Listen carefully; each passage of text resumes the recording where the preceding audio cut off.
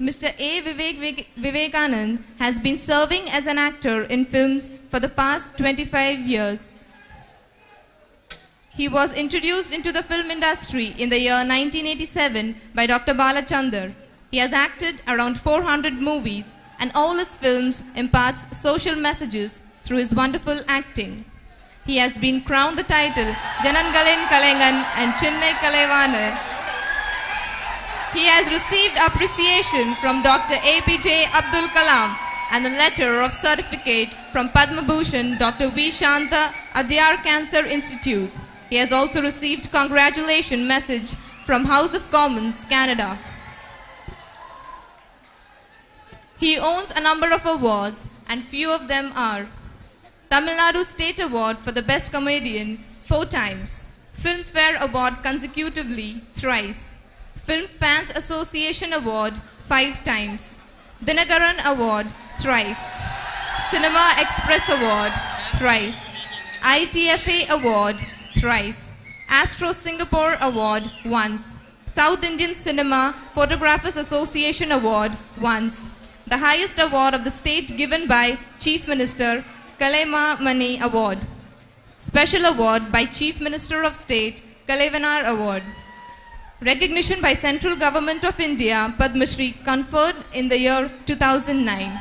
Recent effort, as per the advice of Bharat Ratna Dr. APJ Abdul Kalam, started a movement by the name Green Kalam, and so far had planted 11.5 lakh trees across Tamil Nadu and is still 21. moving on to complete 21.5 lakhs.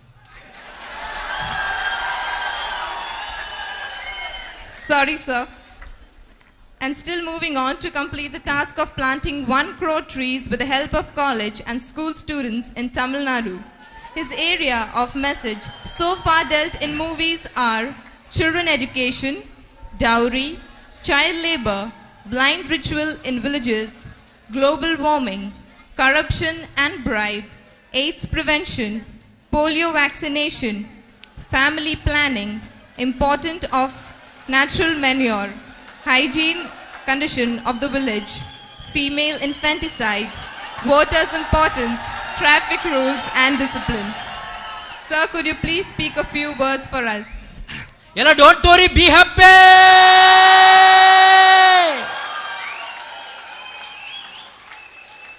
மணி 1:15 ஆகுது. எல்லாரையும் பேச வச்சுப்புட்டு அப்புறம் என்னைய வந்து கடைசியாக சாப்பிட்ற நேரத்தில் பேச வச்சுக்கும்போது டோன்ட் வரியாவது பி ஹாப்பியாவது நீங்கள் கேட்குறது எனக்கு புரியுது. கோட்டு போட்ட பெரியவங்களே நிறைய பேசிட்டாங்க. நான் வெறும் சட்டை தான் போட்டிருக்கேன். பேசவா வேண்டாமா?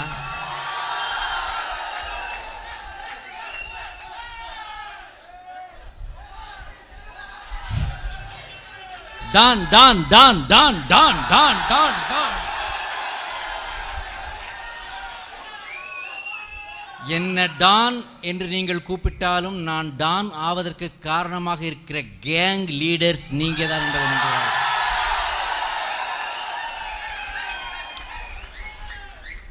ஒரு படத்தில் நான் பேசின டைலாக் எனக்கு ஞாபகத்துக்கு வந்துச்சு. இந்த காலேஜுக்குள்ளே வரும்போது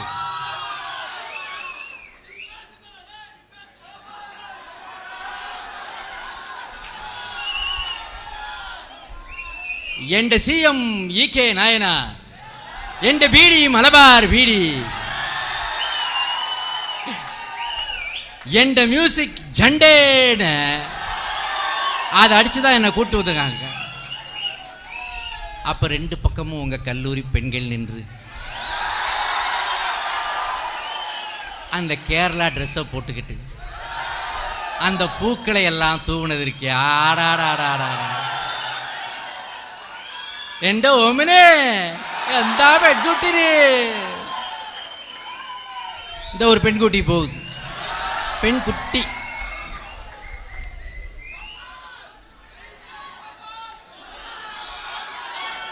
கோபால் கோபால்,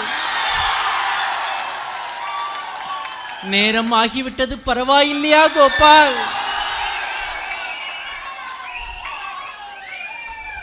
உங்கள் கல்லூரி ஆண்டு விழா நடந்து கொண்டிருக்கும் பொழுது நான் இடையில் நிறைய நேரம் பேச வேண்டுமா கோபால்? பேச வேண்டுமா? பேசலாமா? ரைட்.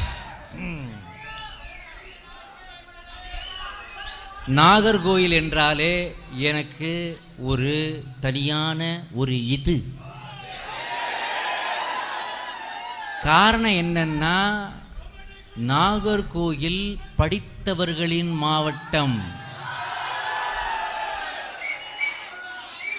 நாகர்கோயில் தான் நகைச்சுவை நடிகர்களுக்கெல்லாம் ஒரு குரு மாதிரி இருக்கிற NS கிருஷ்ணன் என்ற கலைவாணர் பிறந்த பூமி. அது மட்டும் இல்லை, நாகர்கோயிலில் தான் இந்தியாவிலேயே ஃபேன்ஸ் ஜாஸ்தி. ஃபேன் அங்கங்கே சுற்றிக்கிட்டு இருக்குமே, பார்த்துருக்கீங்களா? இந்த விண்டு மில் அதிகமாக இருக்கிற இப்போ ஊர் எதுனாக்க, டிஸ்ட்ரிக்ட் எதுனா, இந்தியாவிலேயே நம்பர் 1 நாகர்கோயில் தான். ஆக இவ்வளவு ஃபேன்ஸ் இருக்கும்போது மேடையில் ஒரு ஃபேன் கூட வைக்கல அவங்க. அப்புறம் நான் சொன்னப்புறம் ஒன்று வச்சாங்க. அவங்க அத்தனை பேருக்கும் என்னுடைய நன்றி. ஓகே, இப்போ பேசலாம். இந்த இந்தியன் ராஜா, உனக்கு வேண்டியதெல்லாம் நான் ஜாலியாக பேசுகிறேன், ஆனால் நீ கொஞ்சம் அமைதியாக இருக்கணும். ஓகே, பேசலாம் இல்லையா? ரைட். எப்படி இருந்தா இப்படியா? என்ன பண்ணி இவ்வளோ லேட்டாக பேச வந்தா அப்படித்தான். ஆனால் இந்த அற்புதமான இந்தியன் இன்ஜினியரிங் கல்லூரியின் இந்த 30வது ஆண்டு விழாவிலே அமரராகி இருக்கின்ற, ஆனால் எல்லோருக்கும் ஒரு ஞான தந்தையாக விளங்கி கொண்டிருக்கின்ற டாக்டர் SA ராஜா அவர்களின் புதல்வர்கள், அட்வொகேட் சேர்மன் ஜான்சல் ராஜா அவர்களே, டாக்டர் ஜாய் ராஜா அவர்களே, டாக்டர் ஜேக்கப் ராஜா அவர்களே, என்ஜினியர் ஜீசஸ் ராஜா அவர்களே, அண்ட் அவர்களது சகோதரி டாக்டர் ஜோ சுரேஷ் MD அவர்களே, இங்கு வந்திருக்கின்ற பத்திரிகை நண்பர்களே, என்னுடைய மேனேஜர் கம் ஆக்டர் ஆவாஸ் அஞ்சிங் செல்முருகன் அவர்களே,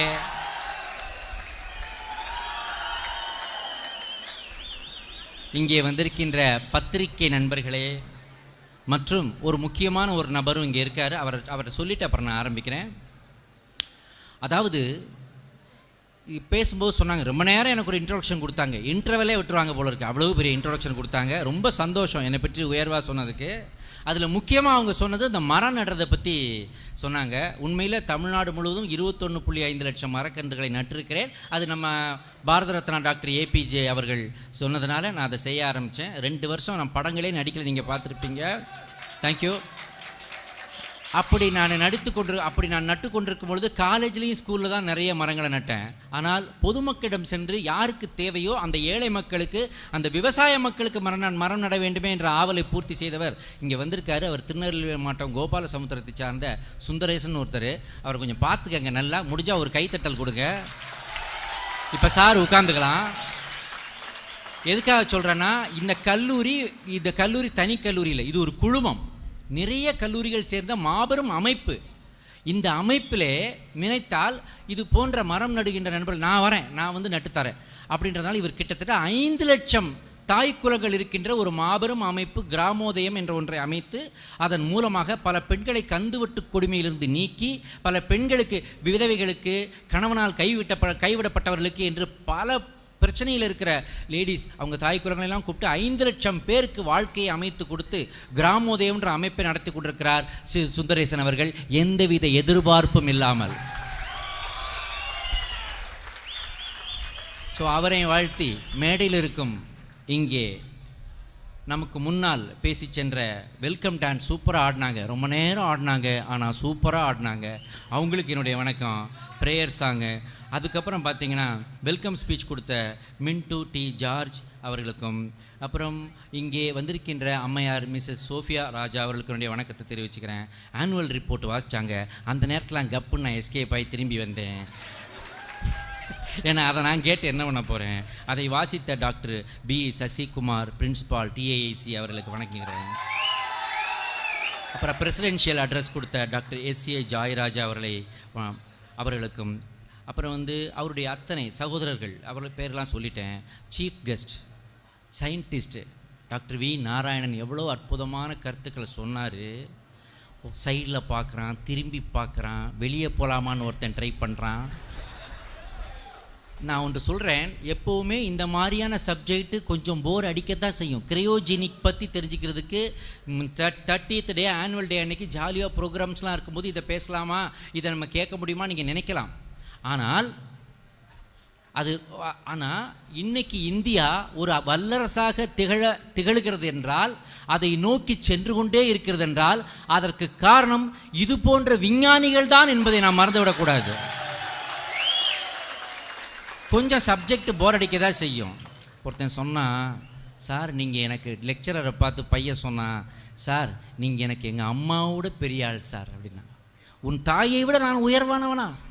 ஆமாம் சார், எங்கள் அம்மா தாலாட்டு பாடி என்னை மட்டும்தான் தூங்க வைப்பாங்க, ஆனால் கிளாஸில் உள்ள அத்தனை பேரையும் தூங்க வச்சிடுறீங்களே சார் ஐயா என்பதை நாம் ஒரு நகைச்சுவைக்காக இங்கே சொன்னாலும், இது போன்ற உயர்ந்த விஞ்ஞானிகளால் தான் இன்றைக்கி நம்ம டிவி பார்த்துக்கிட்டு இருக்கோம். இன்றைக்கி வந்து செல்ஃபோன் பேசிக்கிட்டு இருக்கோம்னா அதுக்கு காரணம் ராக்கெட் விட்ட சயின்டிஸ்ட்டுகள் அந்த சேட்டலைட் மேலே போய் சுத்த போய் தான் நீ சேட்டலைட் ஃபோனை யூஸ் பண்ணுற, நீ டிவியை பார்க்குறன்றதை மறந்துடக்கூடாது. ஏரோப்ளேனுக்கும் ராக்கெட்டுக்கும் ஒரு சின்ன சண்டை வந்துச்சான். என்னென்னா, ஏரோப்ளேன் வந்து கம்மி ஸ்பீடில் தான் போகுது.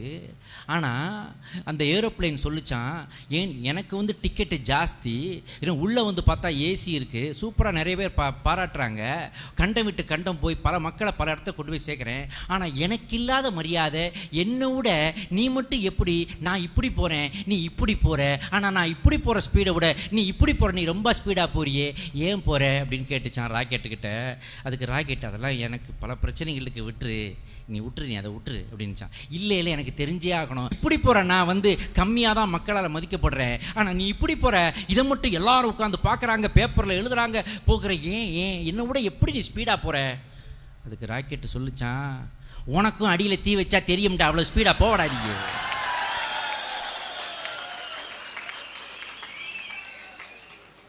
ஆக இந்த ராக்கெட்டுகள், இது ஒரு விஷயம் தெரியுமா, இப்படிப்பட்ட சேட்டலைட் ஃபோன் என்கின்ற நம்முடைய செல்ஃபோன் இயங்குவதற்கு காரணமாக மேலே சுழன்றுகிட்டு இருக்கும் சேட்டலைட்டுகளை விட்ட நம்முடைய பாரத ரத்னா டாக்டர் ஏபிஜே அப்துல் கலாம் கிட்ட ஒரு முடிக்க விட மாட்டேங்கிறாங்களே, அப்துல் கலாம் கிட்ட ஒரு செல்ஃபோன் கூட கிடையாது. கேட்டுட்டு வந்து சொல்கிறேன்,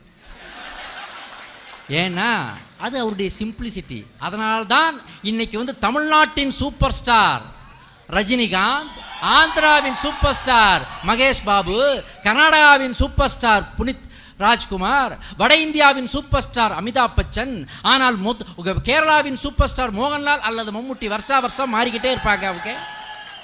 ஆனால் ஒட்டுமொத்த இந்தியாவுக்கும் இளைஞர்களுக்கும் மாணவர்களுக்கும் ஒரு சூப்பர் ஸ்டார் உண்டென்றால் அது பாரத ரத்னா டாக்டர் ஏபிஜே அப்துல் கலாம் என்றால் அது மிகையாகாது. அந்த பாரத ரத்னா அப்துல் கலாம் இந்த மண்ணை சேர்ந்தவர், இங்கிருந்து பக்கத்தில் ராமேஸ்வரம், தமிழ்நாட்டை சேர்ந்தவர், தமிழ்நாடு அதுக்காக பெருமைப்படணும், தமிழ்நாடு அதனால தான் விஞ்ஞானிகளை போற்றணும். ஆகவே நாம் விஞ்ஞானியை போற்ற வேண்டும், அவருக்கு ஒரு பலத்த கரகோஷத்தை நாம் இப்போ கொடுத்தாக வேண்டும்.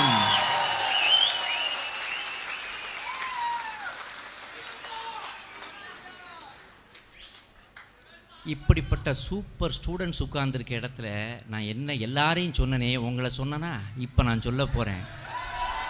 ஆங்காங்கே விறுவிறுப்பாக இருந்து கொண்டிருக்கும் என் அருமை விஜய்களே, அழகாகவும் அமைதியாகவும் அங்கே உமர்ந்திருக்கும் என் அருமை அஜித்துகளே, தன்னம்பிக்கையோடு அங்கங்கே வலம் வந்து கொண்டிருக்கும் என் அருமை தனுஷுகளே, இவங்களை சொல்லி அவங்கள விட்டா சொல்லலைன்னா விடுவாங்களா? அன்பாக அமர்ந்திருக்கும் அமலா பால்களே, நளினமாக அமர்ந்திருக்கும் நயன் தாராக்களே, ஒரு தீர்மானத்தோடு இருக்கின்ற திரிஷாக்களே, தன்னம்பிக்கையோடு அமர்ந்திருக்கின்ற தமன்னாக்களே, இப்படி அஜித்களே, தமன்னாக்களே, விஜய்களே, அமலா பால்களே என்று சொல்வது இந்த நிமிடத்திற்கு உங்களுக்கு கைத்தட்டல் வாங்குவதற்கும் ஒரு சந்தோஷத்துக்கும் காரணமாக இருந்தாலும், நான் இந்தியன் இன்ஜினியரிங் கல்லூரியின் மாணவன், இந்தியன் இன்ஜினியரிங் கல்லூரியின் மாணவி என்பதில்தான் உங்களுக்கு உண்மையான சந்தோஷம் இருக்க வேண்டும். இதற்கு பெண்கள் தான் கைதட்ட வேண்டும். ஏன் தட்ட மாட்டேங்கிறாங்கன்னு தெரியல. அவங்க தட்டாம நான் அடுத்து பேச போறதில்லை.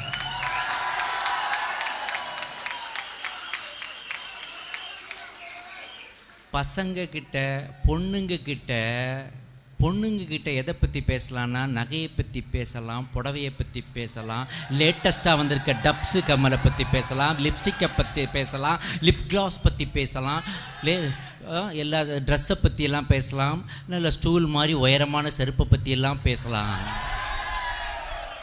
ஆனால் பசங்க கிட்ட பொண்ணுங்களை பற்றி மட்டும் பேசினாலே போதும், சந்தோஷமாக இருப்பாங்க. ஆனால் அதை பேசுவதற்கான இடம் இது அல்ல. படித்தவர்கள், எதிர்காலத்தை நோக்கி செல்லுகிறவர்கள், இந்தியா என்ற ஒரு அற்புதமான நாட்டை நிர்மாணிக்கப் போகின்ற உங்களிடம் நான் என்ன பேசுவது, எதை பற்றி பேசுவது என்று யோசித்து பார்க்கும் பொழுது, நாளைக்கு இந்தியாவின் குடியரசு தினம். அதனால் என்ன, கடை லீவில் இல்லை, விடு. நான் நல்ல விஷயத்தை சொல்லும்போது தயவு செய்து கமெண்ட் அடிக்காமல் கேட்கணும், இல்லாட்டி பதிலுக்கு பதில் அடிப்பேன். என்கிட்ட மைக் இருக்குது, உன்கிட்ட இல்லை. அதனால் நல்ல விஷயத்தை சொல்லும்போது அதை கேட்டுக்க. உன் ஐட்டங்கள் தான் நான் நிறைய அப்பப்போ போட்டுக்கிட்டே இருக்கேன். ஆக எதை பற்றி பேசுவது என்றால், நான் இந்தியா இன்னைக்கு இந்தியா குடியரசு தின நாளை கொண்டாடுறோம். இத்தனை வருஷம் 60 வருஷம் தாண்டி இப்போ சுதந்திரம் அடைஞ்சிட்டோம். ஆனால் இந்தியாவை பற்றி 2-3 ஸ்டாட்டிஸ்டிக்ஸ் கேட்டால் மனசு கஷ்டமாக இருக்குது. உலகத்தின் வறுமையான நாடுகளில் ஃபஸ்ட்டு 100 நாடுகளில் 63வது நாடாக இருக்கான். லஞ்சத்தில் டாப்பஸ்ட் ஆஃப் த டாப்பாக இருக்கிறா இந்தியா. லஞ்சம் ஊழல் பெருக்கெடுத்து ஓடுகிறது. எய்ட்ஸில் பார்த்தீங்கன்னா உலகத்தில் ஒரு 4-5 கண்ட்ரியில் வந்து நிற்கிதான். மக்கள் தொகை 123 கோடி தாண்டி போயிடுச்சு. அது நேற்று வரைக்கும் இன்றைக்கி என்ன பண்ணிக்கிட்டு இருக்காங்கன்னு யாருக்கும் தெரியாது. ஆக இப்படிப்பட்ட சூழ்நிலைக்காக நாம் இந்தியாவை வெறுத்து விடுவதா? இப்படிப்பட்ட சூழ்நிலைக்காக நம்முடைய மதர்லேண்டை நம்ம புறக்கணித்து விடுவதா? இந்தியா என்ன சாதாரண நாடா? இதை பற்றி சொல்கிறேன், அதை கேளுங்க. இந்தியா இருக்குதே, இன்னைக்கு 28% டாக்டர் அமெரிக்காவில் யாருன்னா, நான் அப்பப்போ இந்தியன் சொல்லுவேன், அப்போல்லாம் நீங்கள் கை தட்டணும். ஓகேயா? சொல்லி வச்சு பிளான் பண்ணி அடிப்போம். 28% டாக்டர்ஸ் அமெரிக்காவில் யாருனாக்க இந்தியன்ஸ். அமெரிக்காவில் 12% ஆஃப் சயின்டிஸ்ட் யாருனாக்க இந்தியன்ஸ். ஐபிஎம்ன்ற மாபெரும் கம்ப்யூட்டர் கம்பெனியில் 28% ஐபிஎம்ல இந்தியன்ஸ். நாசாவில், அமெரிக்காவின் முக்கியமான விஞ்ஞான கூடமாகிய நாசாவில் பணிபுரிகின்ற பணியாளர்களில் கிட்டத்தட்ட 36% இந்தியர்கள். இன்டெல் கம்பெனியில் 17% இந்தியன்ஸு. மைக்ரோசாஃப்ட் பில்கேட்டு ஒருத்தன் சொன்னா, பில்கேட்டு சூப்பராக ஒரு மேட்டர் சொன்னார். ஒருத்தன் பிறக்கும்போது ஏழையா பிறந்தா அது அவன் தப்பு இல்லை, ஆனால் சாகும்போது அவன் ஏழையா செத்தான்னா சம்திங் ராங் வித் யூம்னாரு. ஏன்னா இந்த வாழ்க்கையை அமைத்து கொள்ள வேண்டிய பொறுப்பு உன் கையில் இருக்கு. ஏழையா இருக்கிறதா, பணக்காரனா இருக்கிறதா, முட்டாளா இருக்கிறதா, அறிவாளியா இருக்கிறதா, அதுக்கப்புறம் வாழ்க்கை உன் கையில் கொடுக்கறது. நீ அதை யூஸ் பண்ணிக்கிறியா இல்லையானாரு பில்கேட்டு. அப்பேற்பட்ட பில்கேட்டு ஆரம்பித்த மைக்ரோசாஃப்ட் கம்பெனியில் 34% வேலை செய்கிறவங்க இந்தியன்ஸ். சான்ஸ்கிரிட்ன்ற ஒரு மொழி உருவானது இந்தியா. இன்னைக்கு லேட்டஸ்டாக கண்டுபிடிச்சிருக்குது என்னன்னா, கம்ப்யூட்டர் லாங்குவேஜுக்கு மிகச்சிறந்த மொழியாக தேர்ந்தெடுக்கப்பட்டிருக்கிறது சான்ஸ்கிரிட். அது இந்தியாவில் உருவான மொழி. செஸ்ன்ற ஒரு கேமை கண்டுபிடிச்சதே இந்த இந்தியா தான், நம்ம இந்தியா தான். சதுரங்க போட்டி என்று செஸ் மகாபாரத்தில் வர்ற செஸ்ஸை கண்டுபிடிச்சே நம்முடைய கண்ட்ரி இந்தியா. 2 பேர் எந்திரிச்சு போகிறாங்க, அவங்கள நோட் பண்ணுங்க. 3 பேர்.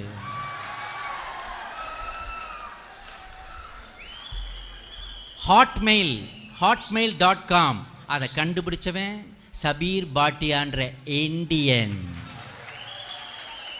இமெயிலை 1974 என்னமோ கண்டுபிடிச்சிட்டாரு தமிழ்நாட்டுக்காரரு சிவாங்கிறவர். அதுதான் உலகம் ஃபுல்லா இன்னைக்கு இமெயில். அதுக்கு காரணம் சிவா தமிழன், இந்தியன். ஆரியப்பட்டா தான் ஜீரோன்ற நம்பருக்கு வேல்யூ முத கண்டுபிடிச்ச உலகத்தின் முதல் மனிதன் இந்தியன். இத்தனை சிறப்புகள் இருக்கு இந்தியாவுக்கு. நம்பர் சிஸ்டத்தை கண்டுபிடித்தவர்கள் இந்தியன்ஸ்.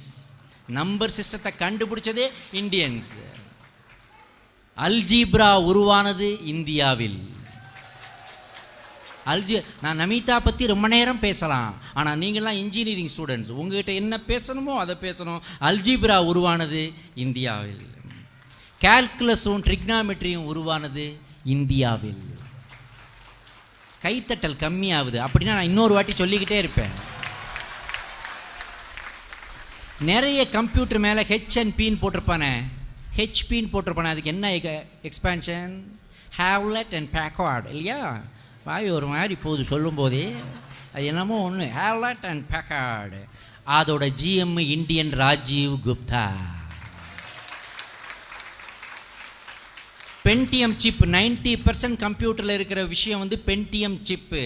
அந்த பென்டியம் சிப்பை முதல்ல கண்டுபிடிச்சவன் இந்தியன் வினோத்னு ஒருத்தர்.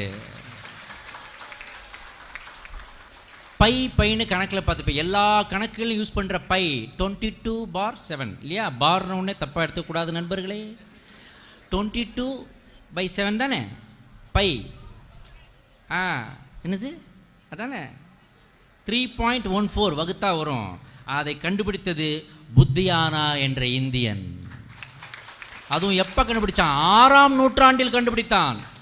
இன்னைக்கு நம்ம 21 இருக்கோம். 6ஆம் நூற்றாண்டிலே உலகத்துக்கு முன்னாடியே கண்டுபிடிச்சிட்டான். அவன் ஒரு இந்தியன். இந்த இந்தியா அவனை உருவாக்கி இருக்கிறது.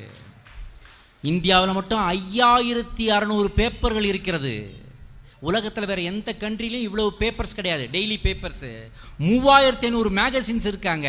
அதை கிட்டத்தட்ட 120 மில்லியன் பீப்புள் டெய்லி படிக்கிறாங்க. அதுதான் இந்தியா. இன்னைக்கு உலகத்தில் மருத்துவம் எவ்வளவோ வளர்ந்துருக்குது மாணவர்களே. ஆனால் முதல்ல சர்ஜரி உடம்பை திறந்து ஆப்ரேட் பண்ணுகின்ற அந்த அறுவை சிகிச்சையை முதலாக செய்தது சுஷ்ருதா என்ற முனிவர், இந்தியர். அப்போவே ஆம்பியூட்டட் லெக்கை சேர்த்து வச்சிருக்காரு. அப்போவே கிட்னி ஸ்டோன்ஸுக்காக வந்து அறுவை சிகிச்சை பண்ணியிருக்கிறார். அவர் வந்து இந்தியர். 2600 ஆண்டுகளுக்கு முன்னால் நடந்த விஷயம். சுஷ்ருதா அவர் ஒரு இந்தியர். லக்ஷ்மி மிட்டல்னு இருக்கார், இங்கிலாந்தின் மிகப்பெரிய பணக்காரர். அவர் வீடு மட்டும் 70 பில்லியன் பவுண்ட்ஸ் ஒர்த்தான். அவர் இந்தியர். ஆல்பர்ட் ஐன்ஸ்டீன் கடைசியில் சாகு முன்னாடி ஒன்று சொல்லிட்டு போனார். ஆல்பர்ட் ஐன்ஸ்டீன் எவ்வளோ பெரிய விஞ்ஞானி. அவர் சொன்னார், இந்தியர்கள் மட்டும் இல்லை என்றால், இங்கே தான் வருது விஷயம், இந்தியர்கள் மட்டும் இல்லை என்றால் கவுண்டிங் என்பதே, நம்பர்களை எண்ணுவது என்பதே எண்ணாமல் முடியாமல் போயிருக்கும். உலக சயின்டிஸ்ட் அத்தனை பேரும் நன்றி கடன் பட வேண்டியது இந்தியர்களுக்கு என்று சொன்னார் ஆல்பர்ட் ஐன்ஸ்டீன். அத்தனை பெருமை இருக்குது. நிலாவில் ஆயா வடை சுட்டுக்கிட்டு இருக்கான்னு நம்ம பேசிக்கிட்டு இருந்தோம். ஆனால் நிலாவில் தண்ணி இருக்குன்னு கண்டுபிடிச்சது நம்முடைய சயின்டிஸ்ட் என்பதை மறந்து விடார்கள். மயில்சாமி அண்ணாதுரை தலைமையில் இருந்த அந்த இதுதான் முதல்ல நிலாவில் தண்ணீர் இருக்கிறது என்ற ஆதாரத்தை கண்டுபிடித்தவர்கள் இந்தியர்கள். அதிலும் தமிழன் மயில்சாமி அண்ணாதுரை என்பதை நாம் இந்த இடத்துல பெருமையாக கொண்டாடணும். அதை விட ரொம்ப எமோஷ்னலான விஷயம் யோகா. இன்னைக்கு உலகம் ஃபுல்லாக அதை வச்சு காசு சம்பாதிச்சுக்கிட்டு இருக்காங்க. அந்த யோகான்ற சயின்ஸை முதலாக இந்த பிரபஞ்சத்துக்கு கொடுத்ததே இந்தியா என்பதை நாம் மறந்துவிடக்கூடாது. எத்தனையோ கடவுள்கள் இருக்கிறார்கள், எவ்வளவோ கடவுள்கள் இருக்கிறார்கள், எத்தனையோ மதங்கள் இருக்கிறது. ஆனால் அன்பு என்பதை கடவுளாக்கி, அன்புங்கிற ஒரு குவாலிட்டியை கடவுளாக்கிற புத்தர் பிறந்தது இந்தியாவில். இன்னைக்கு அன்பு இல்லாதான் உலகங்களெல்லாம் சண்டை போட்டுக் கொண்டிருக்கிறது. அந்த அன்பை முதலில் விதைத்தது இந்தியாவில், விதைத்தவர் புத்தர். அது நடந்தது இந்தியாவில். புத்தர் இந்தியர். எத்தனையோ யூனிவர்சிட்டி உலகத்தில் வந்திருக்குது. ஆனால் உலகத்தின் முதல் யூனிவர்சிட்டி நாலந்தா பல்கலைக்கழகம் உண்டானது இந்தியாவில் என்பதை நாம் மறுக்க முடியாது. எத்தனையோ நேஷனல் ஃபிளாக் இருக்கு, தேசிய கொடிகள் எவ்வளவோ இருக்கிறது. ஆனால் தர்மத்தை எடுத்து நம் நாட்டின் ஒட்டுமொத்த உணர்வு இது என்றால் தர்மம், மற்றவர்களுக்கு நல்லது செய்தல், தீயது செய்யாதிருத்தல். அந்த தர்மத்தை, அந்த தர்ம சக்கரத்தை கொண்டு போய் நேஷனல் பிளாக் நடுவில் வச்ச ஒரே கண்ட்ரி இந்தியா என்பதை நாம் மறந்துவிடக்கூடாது. எல்லாவற்றுக்கும் மேலாக அரசியல்வாதிகள் மட்டுமே அமரக்கூடிய ஒரு அரியணையில், அரசியல்வாதி மட்டுமே அமரக்கூடிய ஒரு அரியணையில் ஒரு அறிவியல்வாதியை அமர வைத்து ஜனாதிபதியாக்கி அழகு பார்த்த நாடு இந்தியா. அது நம்முடைய பாரத ரத்னா ஏபிஜே அப்துல் கலாம் என்பதை நாம் மறந்துவிடக்கூடாது. இப்படி பல விஷயங்களை நம்ம கண்டுபிடிச்சிக்கிட்டு இருக்கோம். ஆனால் நம்ம ஆளுங்க கண்டுபிடிப்பை விடவே மாட்டேங்கிறாங்க. இவனுங்க டெக்னிக்காக புதுசாக கண்டுபிடிக்கிறாங்க. நம்ம ஆளுங்களை சொல்கிறேன், நான் சயின்டிஸ்டுகளை பற்றி பேசுகிறேன்.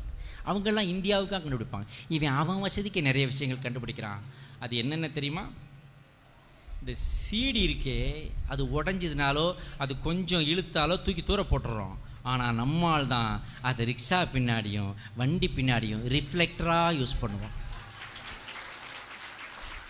இந்த ஹைவேல லாரி போகும்போது பெரிய இரும்பு கம்பி ஏற்றிட்டு போனால் ரெட் லைட் வைக்கணுன்றது டிராஃபிக் உத்தரவு.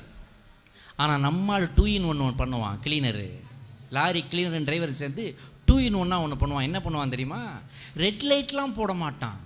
சாதாரண பல்பு ஒன்று போட்டு ஒரு ரெட் கலர் மக்கை அதில் சொருகிடுவான். தூரத்துறது பார்த்தா அது ரெட் கலர் லைட் மாதிரியே தெரியும். அப்புறமா அதே மக்கை எடுத்து கழுதிக்கிடுவான். அதாவது லாரியை விளக்குமாறு தொடப்போம் பெருக்குமாறுன்னு தாய்மார்கள் சொல்லுவாங்களே, அது வீடு பெருக்கிறதுக்கு மட்டும் யூஸ் பண்ண மாட்டான் நம்மால். அவுட்டரில் புரோட்டா போடுறதுக்கும் தோசை போடுறதுக்கும் அதுதான்டா ப்ரெஷ்ஷு. அதை வச்சு ப்ரெஷ் பண்ணுவான்.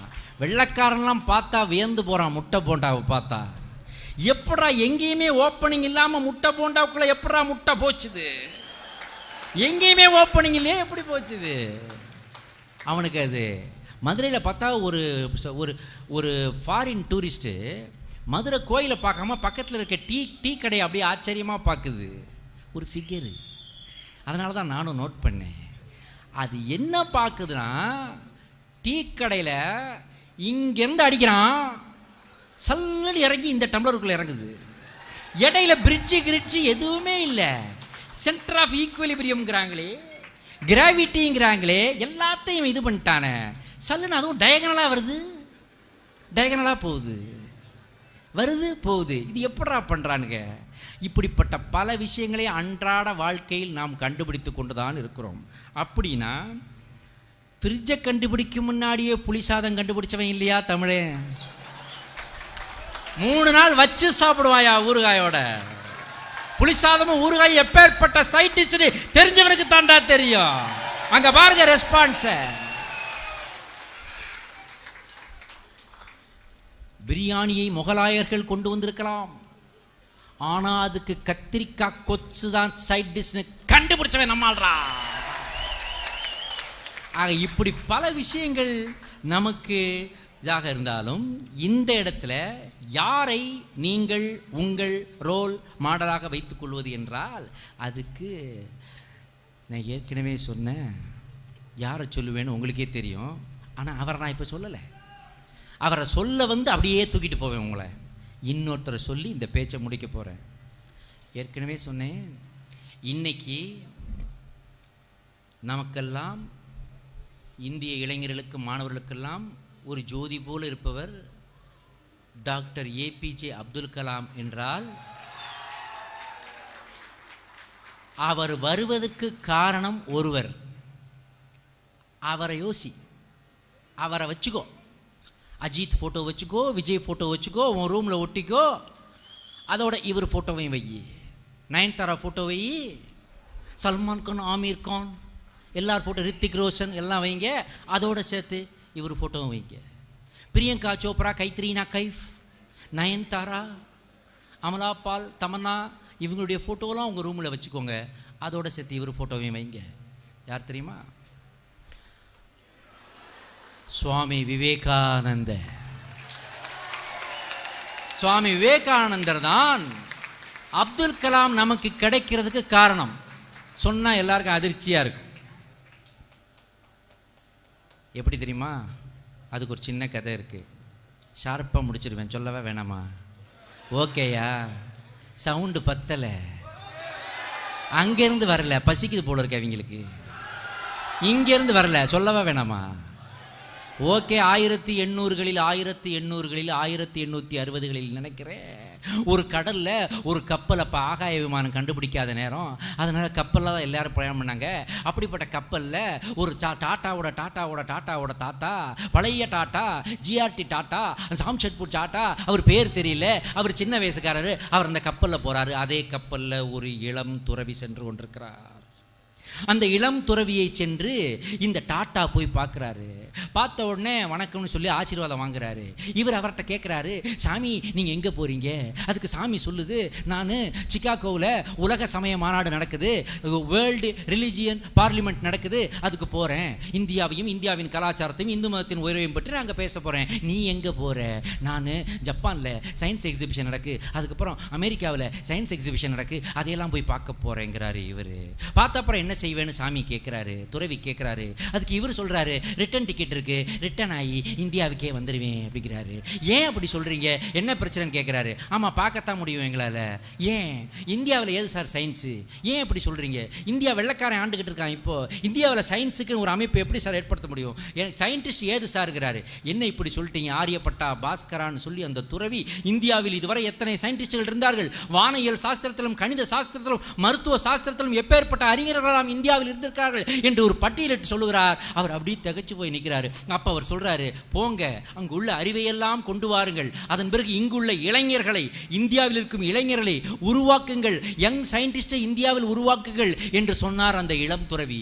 சொல்லி முடிச்சோன்னு இது அவர் மைண்டுக்குள்ளேயே அந்த நினைப்பு இருந்துகிட்டே இருந்திருக்கு. இவர் போறாரு வர்றாரு, அதை மறந்துட்டாரு. 1902 ஆண்டிலே அந்த துறவி உலக புகழ் பெற்று அதன் பிறகு அவர் மகா சமாதி அடைந்து விடுகிறார். இந்த உலகத்தை, இந்த உடம்பை துறந்து விட்டு சென்று விடுகிறார் தன்னுடைய 39வது வயசுல.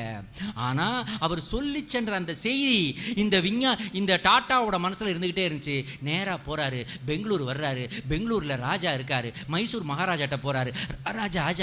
ராஜா எனக்கு ஒரு திறவு சொல்லியிருக்காரு, அதனால இந்தியாவில் சயின்டிஸ்டுகளுக்கு ஒரு அமைப்பு ஏற்படுத்தணும், அதுக்காக எனக்கு கொஞ்சம் லேண்டு தரீங்களா? ரேண்டில். ஏன்னா இந்த ராஜா எப்படி கல்வி குழுமங்களை அமைத்து இன்று எத்தனையோ பேருக்கு கல்வி கொடுத்துக்கிட்டு இருக்காரோ, அதுபோல அன்று மைசூர் மகாராஜா 700 ஏக்கர் லேண்டை பெங்களூர் சிட்டி நடுவில் 700 ஏக்கரை ஃப்ரீயா கொடுத்தாங்க. ஃப்ரீயா கொடுத்து என்ன வேணாலும் பண்ணிக்கோனா. அதில் டாட்டா ஆரம்பித்து கட்டிய அந்த மாபெரும் சயின்ஸுக்கான அமைப்பு தான் இந்தியன் இன்ஸ்டிடியூட் ஆஃப் சயின்ஸ். அந்த இந்தியன் இன்ஸ்டிடியூட் ஆஃப் சயின்ஸின் முதல் director general sir CV. Raman. அந்த அமைப்பிலிருந்து வந்தது கிளையாக பிரிந்து அது 100 வருஷத்துக்கு மேலாச்சு. இப்போ 1904 ஆரம்பிக்கப்பட்டிருக்குன்னா பார்த்துக்கங்க, கணக்கு பண்ணிக்கங்க. எனக்கு கணக்கு வீக்கு. ஆக அதை முடிச்சு பார்த்தா அத்தனை வருஷம் கழிச்சு வந்து பார்த்தா அதிலிருந்து பிரிந்தது தான் இந்தியன் ஸ்பேஸ் ரிசர்ச் ஆர்கனைசேஷன்.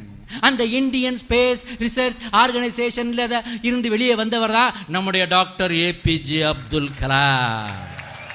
ஆக அப்துல் கலாம் நமக்கு கிடைப்பதற்கே சுவாமி விவேகானந்தர் தான் காரணமாக இருந்திருக்கிறார். சுவாமி விவேகானந்தரின் போட்டோவை, சுவாமி விவேகானந்தரின் திருவுருவத்தை, சுவாமி விவேகானந்தர் எழுதிய, அவர் எல்லா மதத்தையும் அணைத்துக் கொண்ட மாபெரும் மகான்.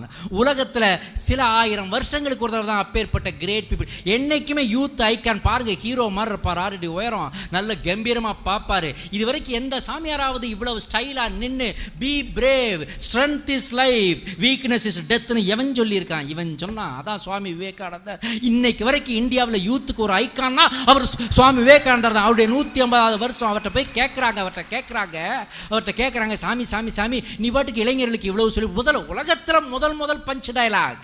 நான் எவ்வளவோ பஞ்ச் டயலாக் நாங்கள்லாம் பேசியிருக்கோம், எத்தனையோ ஹீரோக்கள் பஞ்ச் டயலாக். ஆனால் உலகத்தில் மைக்ரோஃபோன் எடுத்து முதல்ல பஞ்ச் டயலாக் பேசுகிற சுவாமி விவேகானந்தர். எப்படி தெரியுமா? எந்த ப்ரிப்பரேஷனுமே இல்லாமல் போகிறார் அமெரிக்காவுக்கு, சிக்காகோவுக்கு. பிச்சைக்காரன், ஆஃப் நேக்கட் ஃபக்கிங்கிறாங்க, அந்த மாதிரி ஒரு காவி உடை அணிந்த பிச்சைக்காரன் என்று கேலி செய்யப்பட்டவர் சுவாமி விவேகானந்தர். எதை பற்றியும் யோசிக்காமல் மேடையில் ஏறுற உடனே, மேடையில் ஏறுவதற்கே அவருக்கு வாய்ப்பு கிடைக்காத நிலைமை, அதை மீறி கடினப்பட்டு கடவுளின் அருளால் மேடையில் ஏறுகிறார். மேடையில் ஏறுற வரைக்கும் எக்ஸ்ட்ரா எக்ஸ்டம்போர், அவர் எதையுமே ப்ரிப்பேர் பண்ணலை. தன்னுடைய கல்வியின் தெய்வத்தை நினைக்கிறார், தன்னுடைய குரு பகவான் ராமகிருஷ்ணன் நினைக்கிறார், சரஸ்வதியை நினைக்கிறார், அதாவது கல்வி தெய்வத்தை நினைக்கிறார், மைக்க பிடிக்கிறார், வார்த்தையிலேயே சூப்பர் ஸ்டார் ஆயிட்டாரு. அது வரைக்கும் வந்தவங்கலாம் லேடிஸ் அண்ட் ஜென்டில்மேன்னா, இந்த ஆள் தாயா மைக்க பிடிச்சோன்னே ஒரே வார்த்தையில் உலகத்தில் உள்ள அத்தனை மனிதர்களையும் அரவணைக்கும் வார்த்தை அது.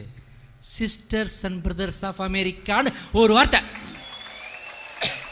அந்த ஒரு வார்த்தையில் சூப்பர் ஸ்டார் ஆனார் சுவாமி விவேகானந்தர். அதனால தான் இன்னைக்கு வரைக்கும் யூத் ஐக்கான், இன்னைக்கு வரைக்கும் எல்லா மதத்தையும் அரவணைத்தவர். அவர் சொல்றாரு, இந்தியாவின் இளைஞர்கள் எப்ப சொல்றாரு, 1800களில் 1800 சொச்சத்தில் வந்து 1904 வந்து மகாசம் 39 வயசு கிளம்பிட்டாரு.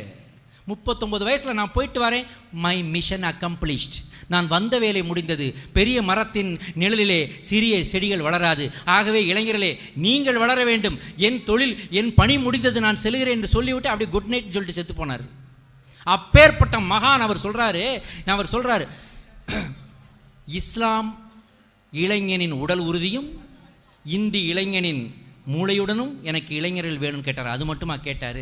நான் மட்டும், அவர் வந்து ஒரு இந்து துறவின்னு பேர், ஆனால் அவர் கிறிஸ்தவ மதத்தை எப்படி அரவணைத்து கொண்டார் தெரியுமா? அவர் சொன்ன ஒரு வார்த்தையை நல்லா கவனிங்க. 3 மதத்துக்கும் அவர் வந்து ஒரே ஆள்.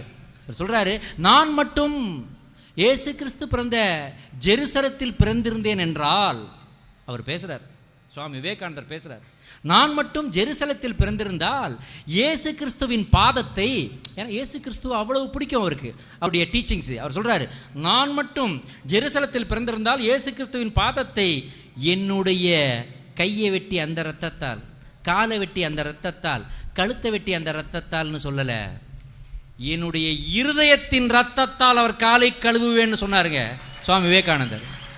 இது மாதிரி அனைத்து மதத்தையும் அனைத்து சென்ற ஒரு மாபெரும் யோகி இந்தியன் யூத்துக்கு அத்தனை பேருக்கும். அதான் சிஸ்டர் நிவேதிதா சொன்னாங்க, இன்னும் பாரு அவருடைய 150வது பிறந்தநாள் வரும்போது இந்தியாவில் இளைஞர்கள்லாம் அவருடைய கொண்டாடுவாங்க, அவருடைய 200வது பிறந்தநாள் வரும்போது அதை விட அதிகமாக அந்த உலகம் கொண்டாடும் அப்படி சொன்ன மட்டும். அப்போ தான் விவேகானந்தர் உயிரோடு இருக்கும்போது கேட்குறாங்க, சாமி சாமி சாமி நீ இவ்வளோ விஷயம் சொல்லிட்டு போறியே, உனக்கு அப்புறம் யார் சொல்லுவான்னு கேட்டப்ப, அதுதான் தன்னம்பிக்கை, அதுதான் நம்பிக்கை. அவர் சொல்கிறாரு, நான் இப்போ சொன்னதெல்லாம் இன்னும் 1500 வருஷங்களுக்கு ஒர்க் ஆகுட்டா போடா அப்படின்னு சொல்லிட்டு போனார் சுவாமி விவேகானந்தர்.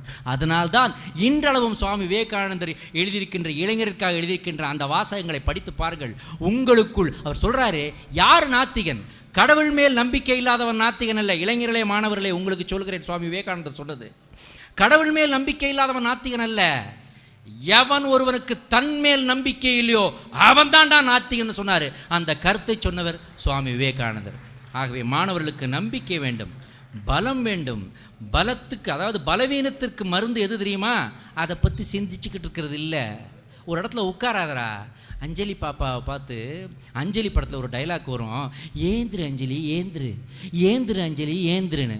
ஆனால் ஏந்திரு அஞ்சலின்னு சொன்னதை வந்து எல்லாரும் வந்து நம்ம சொல்கிறோம். ஆனால் உலகத்தின் இளைஞர்களே முதல்ல அரை சண்டாவே எழுந்திரு இளைஞர் என்று முதல்ல சொன்னது சுவாமி விவேகானந்தர் தான்.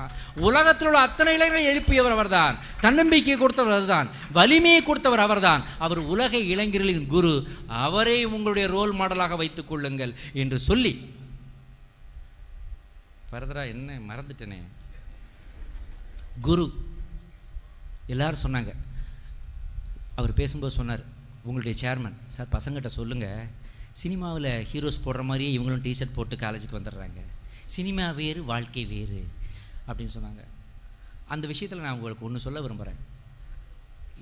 நான் அதை தான் ஆரம்பத்திலே சொல்லிட்டேன், நீ அஜித் ஃபோட்டோ வச்சுக்கோங்க, விஜய் ஃபோட்டோ வச்சுக்கோங்க, யங் ஹீரோஸ் யார் ஃபோட்டோ வேணாலும் ரூமில் ஒட்டி வச்சுக்கோங்க.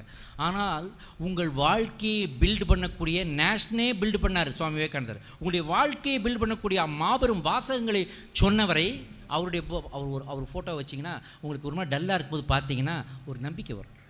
அப்பேற்பட்ட விஷயங்கள் அவர் சொன்ன டைலாக்ஸ், அப்படிப்பட்ட விஷயங்கள்லாம் சொல்லியிருக்காரு. இப்போ எல்லாரும் வந்து சேகுவேரான்னு ஒரு பனியன் போடுறாங்க. சேகுவேரா யாருனாக்கா மாபெரும் விடுதலை போராளி. எங்க இந்தியாவில் இல்லை, கியூபான்ற நாட்டில் அந்த நாட்டு மக்களுக்காக அங்கு போராடிய ஒரு மாபெரும் வீரன் தான் சேகுவேரா. இவனுக்கு என்னன்னே தெரியாமல் அவன் போட்டோவை போட்டுக்கிட்டு டிஷர்ட்டை போட்டுக்கிட்டு இங்கிட்ட அங்கிட்ட சுற்றிக்கிட்டு இருக்கான். ஏன் ஒரு விடுதலை வீரனை மதிக்கக்கூடாதா? மதி, ஆனால் இந்திய நாட்டிலே இல்லையா? இந்திய நாட்டிலே இந்திய மக்களுக்காக இந்திய இளைஞர்களுக்காக போட நேதாஜி சுபாஷ் சந்திர போஸை விட யாரா இருக்கா? அவரை போடு. கல்யாணமாய் யங் ஒய்ஃபை வச்சுட்டு எதுவுமே பார்க்காம, வாழ்க்கையில எதுவுமே பார்க்காம ஆஸ்துரையை போய் மணியாச்சில போய் சுட்டு கொண்டு தன்னை சுட்டானை வாஞ்சினாதான், அவரை போடு. வீட்டுக்கு சாப்பாடு இல்லாமல், மனைவியை சரியாக கவனிக்காமல், தன்னுடைய பொண்ணோட கல்யாணத்துக்கு கூட வர முடியாமல் போலீஸ் தேடி அங்கேயும் இங்கேயும் ஓடி ஆடி அலைஞ்சு தன்னுடைய எட்டயபுரம் மண்ணை பார்த்தோன்னே கீழே விழுந்து உருண்டு கண்ணீர் வடித்தானே சுப்பிரமணிய பாரதி, அவனை போடுறா இந்த மண்ணுக்காரன். அப்படி எவ்வளவோ தலைவர்கள் இருக்கிறார்கள். அதில் ஒருவர் தான் சுவாமி விவேகானந்தர். அதனால தான் அவரை குருவாக கொள்ள வேண்டும். குருனா யார் தெரியுமா? சான்ஸ்கிரிட்டில் குருனா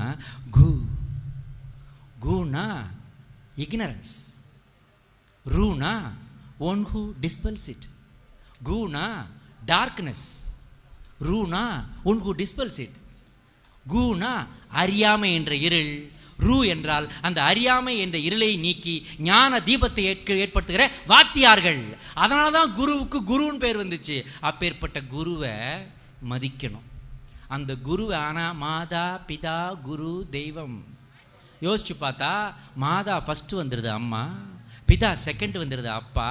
நீங்கள் குரு முக்கியங்கிறீங்களே, டீச்சர் முக்கியம், ஸ்டாஃப் முக்கியம், பிரின்ஸ்பால் முக்கியங்கிறீங்களே, குரு முக்கியங்கிறீங்களே, அது மூணாவதாக தானே இருக்குது அப்படி நீங்கள் கேட்கலாம். அதை அப்படி பார்க்காத இப்படி பாரு, அப்படி பார்க்காத இப்படி பாரு. இப்படி பார்த்தீங்கன்னா அம்மா ஃபஸ்ட்டு வரும், அப்பா செகண்ட் வரும், குரு மூணாவதாக வரும், நாலாவதாக தெய்வம் வரும். ஆனால் தெய்வத்துக்கு அருகில் இருப்பவர் யார் என்று பார். மாதா பிதா குரு, நெக்ஸ்ட் தெய்வம். குருவுக்கு அடுத்தாப்புல தெய்வம் தான், தெய்வத்துக்கு கொஞ்சம் முன்னாடி குரு தான். அதனால் தெய்வத்திற்கு நிகரான உங்களுடைய ஆசிரியர்களை, உங்கள் குருவை நீங்கள் மதிக்க வேண்டும்.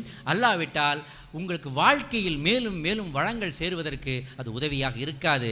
இங்கிருந்து சென்று இந்தியாவை இன்னும் சிறந்த நாடாக மாற்றுகின்ற மிகச்சிறந்த பொறியாளர்களாக, மிகச்சிறந்த மாணவர்களாக நீங்கள் உருவாக வேண்டும் என்று கூறி இந்த வாய்ப்பு நல்கிய உங்கள் அத்தனை பேருக்கும் என் நன்றியை கூறி விடைபெறுகிறேன். நன்றி, வணக்கம்.